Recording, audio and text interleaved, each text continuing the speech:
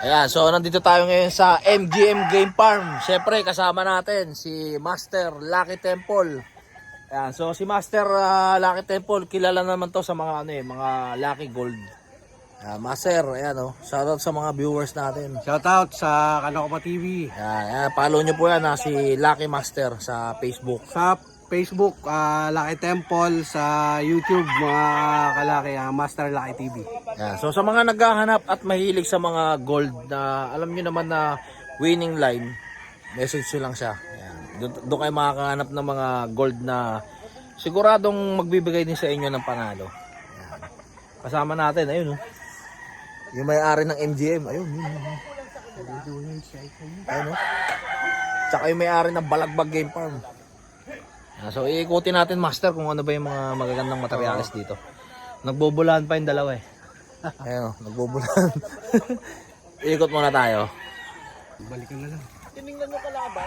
Ayan, so ito ang may-ari ng MGM Game Farm. Ayan, tangina, hindi nagpapablog yan. Yung uling, hindi pa nagbabaga. Mag-exercise muna tayo.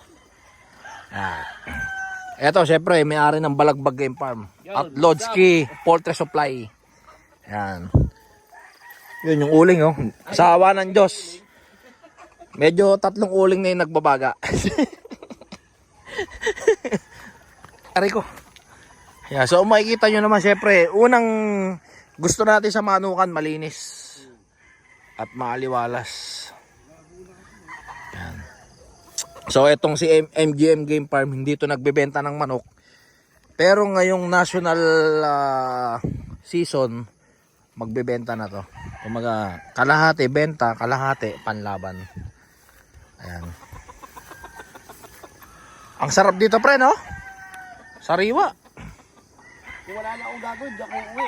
Oo nga Ayan, napakaluwag pa ng ito bagong linis to Marami pang ilalagay dyan. Ayan, so doon may ranging area na pinapagawa dyan. So dito kasi mostly ng mga nakatali niya dito, mga winner, yung iba mga multi-winner. Ayan, tapos meron din siyang mga nakatali na mga off-season.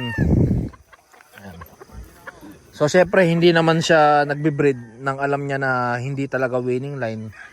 So syempre itong kaibigan natin masaya lang din ito sa pagmamanok. Ayan. Yun nga pala yung manukan na nakikita nyo sa tapat. Ayan. Manukan ni Ninong Art yan. Ayan, so medyo maluwag-luwag pa. Ayan. Ang gaganda talaga ng mga manok dito sa MGM Game Farm. Pre, anong alahin yan? Ito, gold naka-cross sa sa Bates Black. Ayan, gold cross sa Bates Black. Pero kung titingnan nyo, bata pa yan off season yan. Pero napakaganda ng sukat. So kapag ito gumulang-gulang to, magiging medium high station yan. Sobrang solid yan. So punta tayo dun sa may dulo. Ayan, punta tayo. Ayan, ikot tayo sa sa kabilang cording area ni MGM Game Farm. Ayan, so nakikita nyo medyo gabi na. Ayan, so ito yung mga off season niya. Ang gaganda ng sukat Ayan, meron siyang mga possum sweater, John Bishop Kelso, Gilmore, McRae, at meron din po siyang Golden Monkey Game Farm sweater, Golden Monkey sweater. Yan.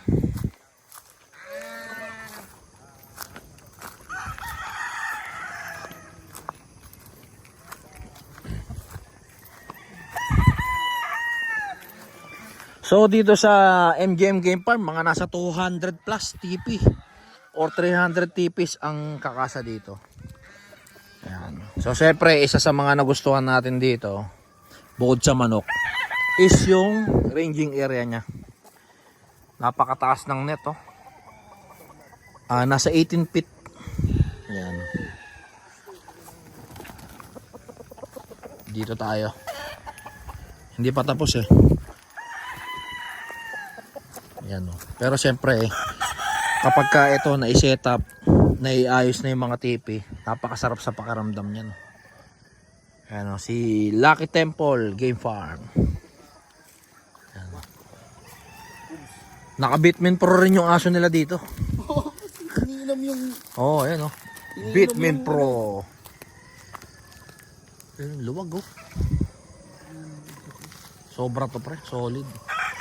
Sa isang range na ganyan, kasa dyan mga 200 eh. Oo, kung kung 200 ang sisiw. Oo. Tapos sa batch 2, 200 din. Oo. Sakto to. Sakto. Eh, patamaan natin yung kumpara natin ng nahiya. Side type. Ayan, abangan nyo po entry ulit yan sa bakal. So ito kasi yung kumpara natin, side type lang yan pero sobrang solid yan at napaka-humble. Antayin nyo, in the near future, magpapakita na rin yan sa camera.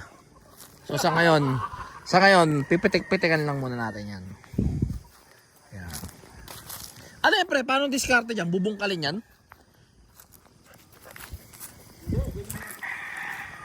Hindi na mabubunot yan eh, no? Kaya papatayin mo kaso sayang eh. Oo. Ayan, tuwan-tuwa yung aso nyo, naglalaro.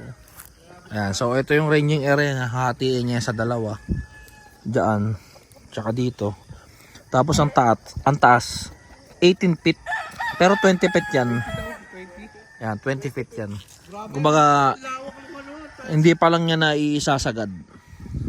Hindi kayang liparin talaga. Tsaka ito, konting tips kapag may manukan kayo. Pag walang nakatali sa manok nyo, wag nyo nga hayaan na ito nakadikit sa lupa. Dahil kapag kaumulan, mapuputikan, mabubulok. So, lagi nating na nakasabit yan, nakaganyan. Para kahit na umuulan, na arawan, hindi siya nasisira. Di ba? Oo. Grabe. So, 1 feet na lang mahigit. Pati yung talim yung kamoting kahoy, tumaas na eh. Oo nga. Pwede na maging bakod dyan Dami na kami nagawang kasaba dyan.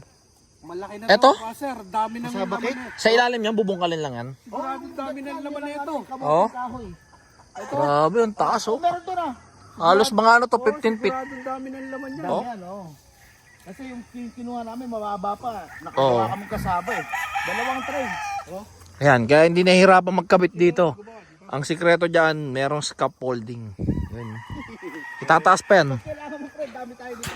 Oh, pre, pag pahiram ako niyan ha. Oo, dami tayo dito. Oh. Pinot niya, no? Para ka nasa golf course. Oo. Haba pa yan, kinapos lang ng ng net eh. Range. Ayan ang pinakaganda na nakita ko na, napakataas na, tapos binat sa binat. Oo. Hindi pa sagad yan, oh. Nakalaylay pa nga, oh. Oo, hindi pa ganong... So, kaya yan, Yung 20 feet. Si Kigi sana sayang, Oo. Tapos sana ngayon.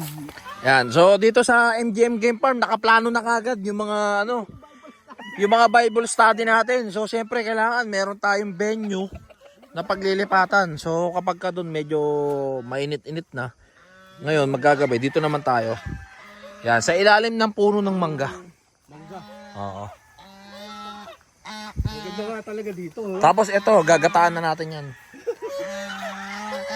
Ayan, oh. Yung nasa kabila po, farm po yan ni Ninong Art. Yung farm ko po, nandun sa kabilang side.